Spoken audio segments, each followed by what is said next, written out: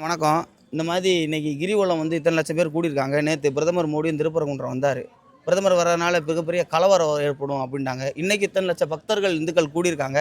அப்படி எதுவும் சம்பவம் நடந்த மாதிரி தெரியல. அமைதியான முறையில போய்க்கிருக்காங்க. இத பத்தி என்ன நினைக்கிறீங்க? இந்த தமிழ்நாட்டில் இருக்கக்கூடிய இந்துக்கள் இல்லை, உலகத்தில் இருக்கக்கூடிய எந்த இந்துக்களும் எங்கே கூடினாலும் அங்கே எந்த விதமான மத கலவரமோ இன்னொரு மதத்திற்கு எதிராக ஒரு விஷயமோ நடந்ததே இல்லை, வரலாறு இல்லை. ஏன் அப்படி சொன்னால், இந்துக்களோட ரத்தத்திலே வந்து இந்த மதச்சார்பின்மை, ஒரு மதத்தை எதிர்த்து பேசுறது, நம்ம மதம் தான் உயர்ந்ததுன்னு சொல்வதான அந்த இந்துக்களோட ரத்தத்திலே அந்த விஷயம் இல்லை. இன்னைக்கு வந்து ரொம்ப முக்கியமான நாள், மாசி மகம். இந்த மாசி மகம் வந்து எதை கேட்டாலும் கொடுக்கக்கூடிய நாள். இந்த நாளில் நாமெல்லாம் முருகனை வந்து தெய்வமாக கும்பிடுறோம். முருகனை வந்து தமிழ் கடவுளாக இன்னைக்கு முருகனை நாம் கும்பிடுறோம். அந்த முருகன் நம்ம வீட்டு குழந்தையா, நம்ம குழந்தைய கூட முருகனை கந்தா அப்படி முருகனை குழந்தை மாதிரி நம்ம வீட்டில் எல்லாரும், ஒவ்வொரு வீட்டில் ஒருத்தர் முருகன். அப்படிப்பட்ட முருகனுக்கு நாம வேண்டியிருக்கிறோம். முருகனுக்காக பல்வேறு விஷயம் நம்மளுக்காக முருகன் கிட்ட வேண்டியிருக்கோம். ஆனால் முருகனோட இந்த மலையில் இருக்கக்கூடிய தீபத்தூணில் தீபம் ஏற்றணும் அப்படின்னு சொல்லி இத்தனை லட்சம் பக்தர்கள் வந்து இன்னைக்கு மாசி மகம் ஒரு புனித நாள். இந்த நாள் இன்னைக்கு வந்து தீபத்தூணில் தீபம் ஏற்றணும் அப்படின்னு சொல்லி இத்தனை லட்சம் மக்கள் வந்து இந்த திருப்பரங்குன்ற மலையை சுற்றி வந்து கிரிவலம் வந்துட்டு இருக்கிறாங்க.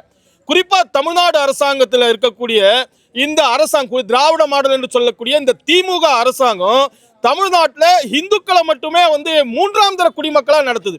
உதாரணத்துக்கு இந்த கோவிலை வச்சிருக்கு, கோவிலை வச்சு கோவில் மூலமா வருமானம் வருது. ஆனா கோவிலுக்கு எந்த அடிப்படை வசதியும் இல்லை. இதே தீபத்தூண்ல தீபம் ஏற்றுவதற்காக இங்க இருக்கக்கூடிய பக்தர்கள், முருக பக்தர்கள் முயற்சி பண்ணப்போ அந்த கோவிலை நடத்தக்கூடிய அந்த இந்து சமய அறநிலையத்துறை எங்க போயிருக்கு? உச்ச நீதிமன்றத்தை போய் தீபத்தூணுக்கு தீபம் ஏற்றக்கூடாது, முருகனோட காசு எடுத்து முருகனுக்கு எதிராக வந்து என்ன பண்ணிருச்சு, போய் கோர்ட்ல வாதாடிச்சு.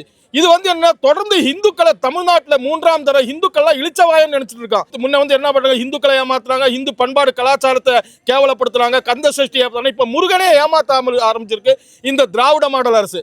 ஆனா இந்த திராவிட மாடல் அரசுக்கு மீண்டும் ஒரு பாடம் போகட்டும். முருகனோட அந்த திருப்பரங்குன்ற மலையில தீபத்தூணுல ஒரு பூர்ண சந்திரமுல ஒரு புண்ணிய ஆத்மா என்ன ஆயிருக்கு அப்படின்னு சொன்னா, தன்னையே தீபமாக ஏற்றி இருக்குது. எதற்காக? இந்த தீபத்தூணுல தீபம் ஏற்றணும் சொல்லி ஒவ்வொரு முருக பக்தர்களும் நெஞ்சில தைக்கிற மாதிரி அவர் வந்து தன்னோட உயிரை தியாகம் பண்ணியிருக்காரு. அவரோட ஆத்மா சரியாகிறதுக்கும் அடுத்த வருஷம் நம்ம இந்த திருக்கார்த்திகை திருநாள் அன்னைக்கு இந்த தீபத்தூண்ல தீபம் ஏற்றணும். அதுக்கு இங்க இருக்கக்கூடிய முருகனுக்காக வருகத்தில் இத்தனை லட்சம் பக்தர்கள் எல்லா குடும்பத்துக்கும் முருகர் அருள் புரிவாக. குழந்தை